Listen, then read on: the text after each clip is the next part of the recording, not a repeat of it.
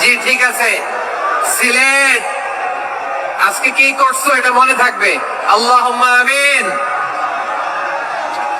রব্বানা ظلمنا أنفسنا وإن لم تغفر لنا وترحمنا لنكونن من الخاسرين ربنا آتنا في الدنيا حسنة وفي الآخرة حسنة وقنا عذاب النار اللهم أعنا على ذكرك Washington, London, Paris সহ সমস্ত দুনিয়ায় ক্যাপিটালিজমের দাফন হবে, এর মধ্যে কোনো সন্দেহ নাই। আপনাদের সন্দেহ আছে? কোরআনে কারীমের তাফসীর করবেন মুফাসসিররা। আমি আগের মতো আর তাফসীর করার অভ্যাস নেই। আগেই আমি বলেছি অত বড় মহফিল 20 বছরে আমি দেখিও না। কুরআন শরীফে সূরা আল মাইদা 3টি ধারাবাহিক আয়াত আমি আপনাদের সামনে পড়ব।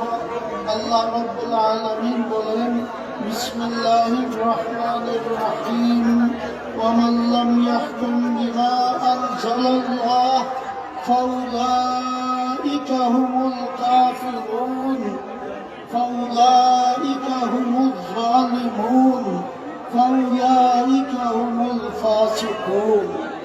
আল্লাহর বিধান ব্যতীত যারা সমাজ শাসন করে, দেশ পরিচালনা করে, এদের যদি এই বিশ্বাস থাকে যে ইসলাম আল্লাহর দেওয়া বিধান সম্পূর্ণ অচল হয়ে গেছে, তাহলে তারা নিঃসন্দেহে কাফির।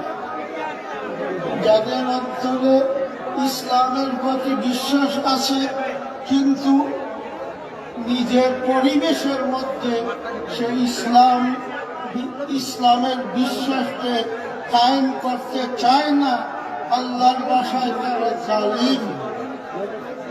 যাদের অন্তরে ঈমান আছে কিন্তু পারিপার্শ্বিকতার কারণে যারা আল্লাহ রাব্বুল আলামিনের বিধান জারি করে না, এরা নিঃসন্দেহে কুরআনের ভাষায় ফাসিক। আমি আপনাদের প্রশ্ন করতে চাই, আপনারা কি কাফিরের শাসন চান? আপনারা কি জালিমের শাসন চান? আপনারা কি ফাসিকের শাসন চান? আমি লন্ডনের এক ওয়াজ মাহফিলে, যেখানে সাইদি সাহেব ছিলেন,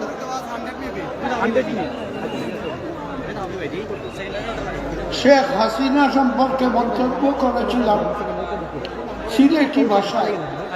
আমাদের সিলেটে একটা ধারণা, প্রচলিত ধারণা, মুরগা বাং দেয়, মুরগা আওয়াজ দেয়, মুরগি আওয়াজ দেয়।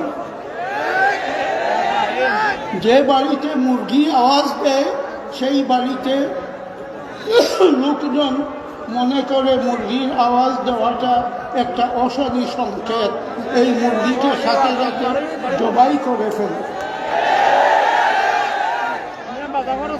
শেখ হাসিনার সময়ের আমার এই ওয়াজ উদ্দেশ্য ছিল বাংলাদেশের একটা মহিলা শেখ হাসিনা বিনতে শেখ মুজিবুর রহমান ভগবান দাস,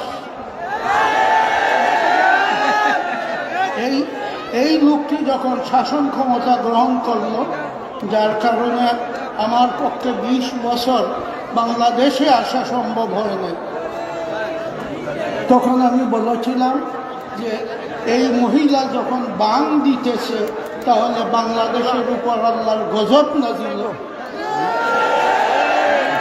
সত্যি বিলাত থেকে খবর পেলাম আল্লাহর গজব নাজিল হয়ে গেছে।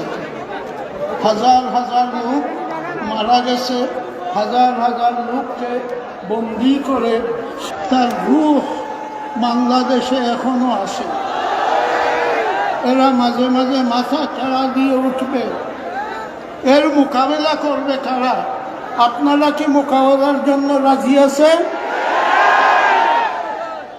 তাই যদি হয় তো আমার আজকের এই বিক্ষিপ্ত তফসিল এটাকে আমি সার্থক মনে করব।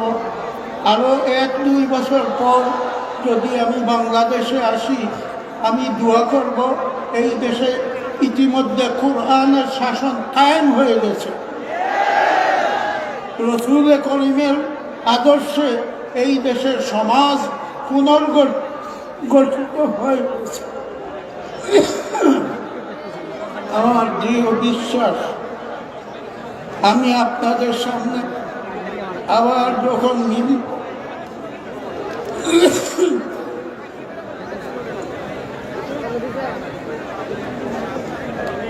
আমার দৃঢ় বিশ্বাস আপনাদের সাথে আবার যখন আমি মিলব শাহজালালের এই পুণ্যভূমিতে, তার মধ্যে আপনারা জিহাদ করে বাংলার জমিনে আল্লাহর দিন কায়েম করে বসবেন।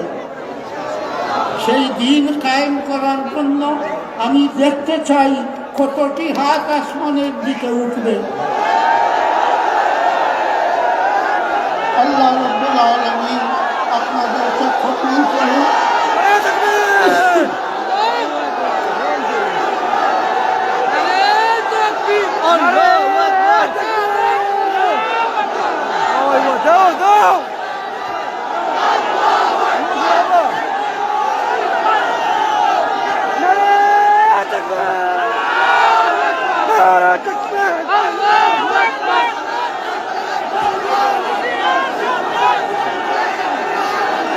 ফ্ল্যাগগুলো নামিয়ে দেন, ফ্ল্যাগগুলো বাইরে প্লিজ, ফ্ল্যাগগুলো নামিয়ে দেন। স্বেচ্ছাসেবক ভাইরা, কোনো ধরনের ফ্ল্যাগ উঠানো যাবে না, ফ্ল্যাগগুলো নামিয়ে দেন প্লিজ, দয়া করে ফ্ল্যাগ নামিয়ে দেন।